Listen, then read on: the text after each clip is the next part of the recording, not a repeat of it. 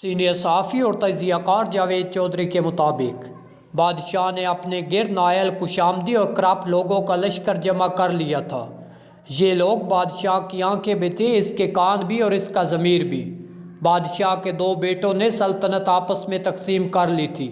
ایک شہزادہ داخلی امور کا مالک تھا اور دوسرا خارجی امور کا مختار کل۔ دونوں کے درمیان لڑائی بھی چلتی رہتی اور بادشاہ ان دونوں کی ہر غلطی، ہر کوتاہی معاف کر دیتا۔ عوام کی حالت انتہائی ناگفتہ بے تھی۔ مہنگائی آسمان کو چھو رہی تھی، خوراک منڈیوں سے کٹائی کے موسموں میں غائب ہو جاتی۔ سوداگر منہ مانگی قیمت پر لوگوں کو گندم، گڑ اور ترکاری بیچتے۔ ٹیکسوں میں روز اضافہ ہوتا۔ شہزادوں نے دلی شہر میں کبوتروں کے دانے تک پر ٹیکس لگا دیا۔ طوائفوں کی کمائی تک کا ایک حصہ شہزادوں کی جیب میں چلا جاتا۔ شاہی خاندان کے لوگ قتل بھی کر دیے جاتے تو کوئی ان سے پوچھ نہیں سکتا تھا۔ ریاست شاہی دربار کے ہاتھ سے نکل چکی تھی۔ نواب، صوبیدار، امیر اور سلطان آزاد ہو چکے تھے۔ یہ مغلیہ سلطنت کو ماننے تک سے انکاری تھے۔ فوج تلوار کی نوک پر بادشاہ سے جو چاہتی منوا لیتی۔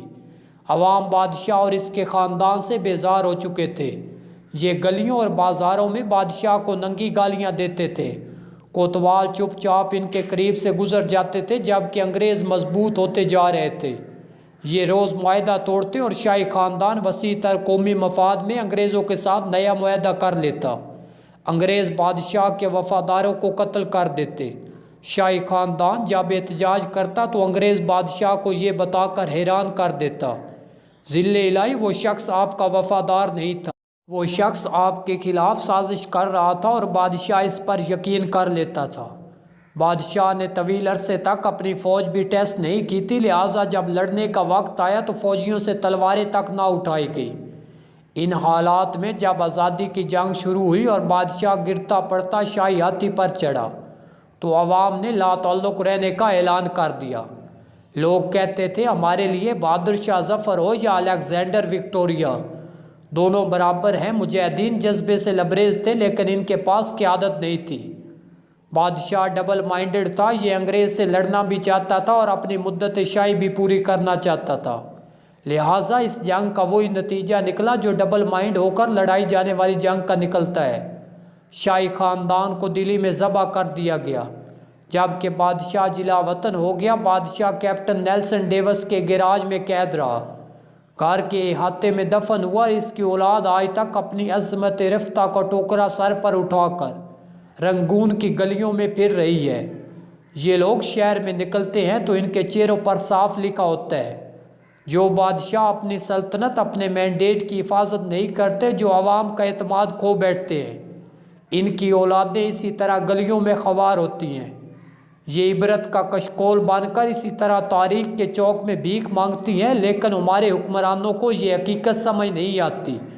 یہ خود کو بہادر شاہ ظفر سے بڑا بادشاہ سمجھنے لگتے ہیں۔ آخری مغل بادشاہ بہادر شاہ ظفر کا جہاز 17 اکتوبر 1858 کو رنگون پہنچا تھا۔ شاہی خاندان کے 35 مرد اور خواتین بھی تاجدار ہند کے ساتھ تھی۔ کیپٹن نیلسن ڈیوس رنگون کا انچارج تھا۔ وہ بندرگاہ پہنچا، اس نے بادشاہ اور اس کے حواریوں کو وصول کیا، رسید بھی لکھ کر دے دی اور دنیا کی تیسری بڑی سلطنت کے آخری فرمانروا کو اپنے ساتھ لے کر اپنی رہائش گاہ پر آ گیا۔ نیلسن پریشان تھا۔ بہادر شاہ ظفر قیدی ہونے کے باوجود بادشاہ تھا۔ نیلسن کا ضمیر گوارا نہیں کر رہا تھا وہ بیمار اور بوڑھے بادشاہ کو جیل میں پھینک دے، مگر رنگون میں کوئی ایسا مقام نہیں تھا جہاں بہادر شاہ ظفر کو رکھا جا سکتا۔ وہ رنگون میں پہلا جلا وطن بادشاہ تھا۔ نیلسن ڈیوس نے چند لمحے سوچا، مسئلے کا دلچسپ حل نکال لیا۔ نیلسن نے اپنے گھر کا گیراج خالی کرایا، تاجدار ہند ضلع سبحانی اور تیموری لہو کے آخری چشم و چراغ کو اپنے گیراج میں قید کر دیا۔ بہادر شاہ ظفر 17 اکتوبر 1858 تک اس گیراج میں پہنچا اور 7 نومبر 1862 تک 4 سال وہاں رہا۔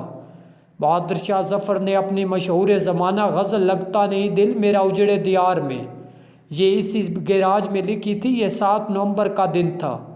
1862 سن تھا۔ بدنصیب بادشاہ کی خادمہ نے شدید پریشانی میں کیپٹن نیلسن ڈیوس کے دروازے پر دستک دی۔ اندر سے اردلی نے برمی زبان میں اس بدتمیزی کی وجہ پوچھی۔ خادمہ نے ٹوٹی پھوٹی برمی میں جواب دیا، ذل سبحانی کا سانس اکڑ رہا ہے۔ اردلی نے جواب دیا، صاحب کتے کو کنگھی کر رہے ہیں، میں انہیں ڈسٹرب نہیں کر سکتا۔ خادمہ نے اونچی آواز میں رونا شروع کر دیا۔ اردلی اسے چپ کرانے لگا مگر آواز نیلسن تک پہنچ گئی۔ وہ غصے میں باہر نکلا۔ خادمہ نے نیلسن کو دیکھا تو وہ اس کے پاؤں میں گر گئی۔ وہ مرتے ہوئے بادشاہ کے لیے گیراج کی کھڑکی کھلوانا چاہتی تھی۔ بادشاہ موت سے پہلے آزاد اور کھلی ہوا کا ایک گھونٹ بھرنا چاہتا تھا۔ نیلسن نے اپنا پسٹل اٹھایا، گارڈز کو ساتھ لیا، گیراج میں داخل ہو گیا۔ بادشاہ کی آخری آرام گاہ کے اندر بو اور موت کا سکوت اور اندھیرا تھا۔ اردلی لیمپ لے کر بادشاہ کے سرہانے کھڑا ہو گیا۔ نیلسن آگے بڑھا۔ بادشاہ کا کمبل آدھا بستر پر تھا اور آدھا فرش پر۔ اس کا ننگا سر تکیے پر تھا لیکن گردن ڈھلکی ہوئی تھی۔ آنکھوں کے ڈلے پپوٹوں کی حدوں سے باہر ابل رہے تھے۔ گردن کی رگیں پھولی ہوئی تھی اور خشک زرد ہونٹوں پر مکھیاں بنبنا رہی تھی۔ نیلسن نے زندگی میں ہزاروں چہرے دیکھے تھے لیکن اس نے کسی چہرے پر اتنی بے چارگی، اتنی غریب الوطنی نہیں دیکھی تھی۔ وہ کسی بادشاہ کا چہرہ نہیں تھا، وہ دنیا کے سب سے بڑے بیکاری کا چہرہ تھا، اور اس چہرے پر ایک آزاد سانس، جی ہاں، صرف ایک آزاد سانس کی اپیل تحریر تھی۔ یہ اپیل پرانے کنویں کی دیوار سے لپٹی کائی کی طرح ہر دیکھنے والی آنکھ کو اپنی گرفت میں لے لیتی۔ کیپٹن نیلسن نے بادشاہ کی گردن پر ہاتھ رکھا۔ زندگی کے قافلے کو رگوں کے جنگل سے گزرے مدت ہو چکی تھی۔